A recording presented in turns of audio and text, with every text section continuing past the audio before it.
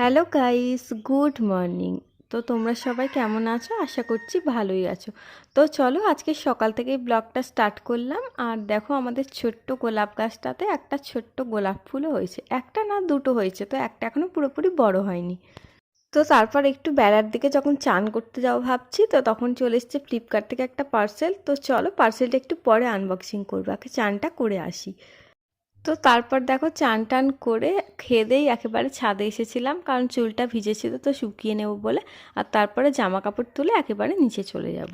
আর নিচে এসেই দেখো পার্সেলটাকে হাতে নিয়ে চলে এসেছি। তো এবার এটাকে আনবক্সিং করব। তো এবার আনবক্সিং করে দেখবো এটার মধ্যে কি আছে। এটা আমার বর অর্ডার করেছিল, তো আমি জানতাম না এটার মধ্যে কি আছে, তো এখন আনবক্সিং করব। তো এটা ওপেন করতেই দেখলাম এটার মধ্যে আছে একটা মসকুইটো র্যাকেট ব্যাট। তো ওই মশা মারার যে ব্যাটগুলো হয় না, তো ওগুলোই। তো এটা আমাদের সত্যি ভীষণই দরকার ছিল, কারণ আমাদের ঘরে প্রচুর পরিমাণে মশা আছে। আর এটা সত্যি আমাদের খুব কাজে লাগবে। আর কি বলো তো, অল আউট জ্বালালেও সবসময় মশাগুলো যায় না। আর দুপুরবেলা তো রাতের দিকটা যেহেতু ঠান্ডা থাকে, তাই দুপুরবেলা পাখা চালিয়ে গায়ের মধ্যে ব্ল্যাঙ্কেট চাপা দিয়ে ঘুমাই। আর যদি একবার কারেন্ট চলে যায় বা পাখাটা কোনো কারণে অফ করি, তো মশায় আর টিকতে দেয় না।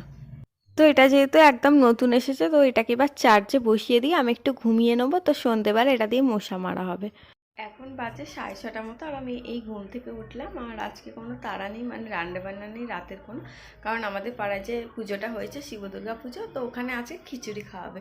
তো সেই জন্যই রাতে কোনো রান্না বান্না নেই। তো আমি এখন ভাবছি আমাদের গাছে একটা লাউ হয়েছিল, ছোটো ওই লাউ, তো ওটা দিয়ে ভাবছি একটু লাউয়ের পায়েস করবো। তো চলো ভিডিওটা দেখতে থাকো, আর রেসিপিটা তোমার সাথে শেয়ার করছি। আমি একটা ছোট লাউয়ের অর্ধেকটারও একটু কম নিয়েছি। তো লাউটাকে খোসা ছাড়িয়ে ভালোভাবে ধুয়ে নিয়ে গ্রেট করে নিয়েছি। আর লাউতে যেহেতু একটু জল থাকে, তো গ্রেট করার পরে হাত দিয়ে ভালো করে চিপে চিপে নিগড়ে জলটা বের করে দিয়েছি। তো তারপর দেখো কড়াইতে একটুখানি ঘি গরম করে এর মধ্যে কাজু কিশমিশটা ভেজে নিচ্ছি। তো কাজু আর কিশমিশটা ভাজা হয়ে গেলে এটাকে আমি তুলে নিলাম। তারপর ওই ঘিটার মধ্যে গ্রেট করা লাউটা দিয়ে দিলাম। তারপর একটু ভালো করে নেড়ে ছেড়ে হালকা একটু ভেজে নিলাম। তো তারপর এর মধ্যে অল্প একটু নুন দিয়ে নিলাম। তারপর এটাকে ঢাকা দিয়ে রেখে দিচ্ছি একটুখানি সেদ্ধ হওয়ার জন্যে। তো এটা যতক্ষণে সেদ্ধ হচ্ছে ততক্ষণে আমি পাশের গ্যাসে অন্য একটা কড়াইতে 500 ml যে দুধটা আছে, তো ওটাকে ফার্স্টে জাল দিয়ে নেব।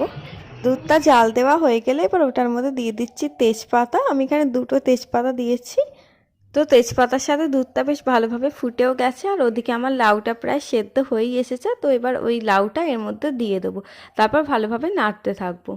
আর মাঝে মাঝে ঢাকা দিয়েও রাখবো, যাতে লাউটা পুরোপুরি সেদ্ধ হয়ে যায় এই দুধটার সাথে। তো তারপর যখন দেখবো লাউটা সেদ্ধ হয়ে এসেছে, তখন এর মধ্যে আমি গুড় দিয়ে দেবো। তো আমি এখানে পাটালি গুড় দিচ্ছি। এবার তোমরা চাইলে চিনিও দিতে পারো। তো আমি এখানে পাটালি গুড়টা আমার একটু কম হয়ে গেছিলো বলে আমি হালকা একটু চিনিও মিশিয়েছিলাম। তো তোমাদের যার যেমন ইচ্ছা সেরকমটাই দেবে। এরপর এর মধ্যে দিয়ে দিয়েছি যে ভেজে রাখা কাজু কিশমিশটা ছিল সেইটা, আর তার সাথে এলাচও দিয়ে দিয়েছি। তো সব কিছু দিয়ে ভালোভাবে ফুটে উঠলেই আমার লাউ পায়েস একদম রেডি।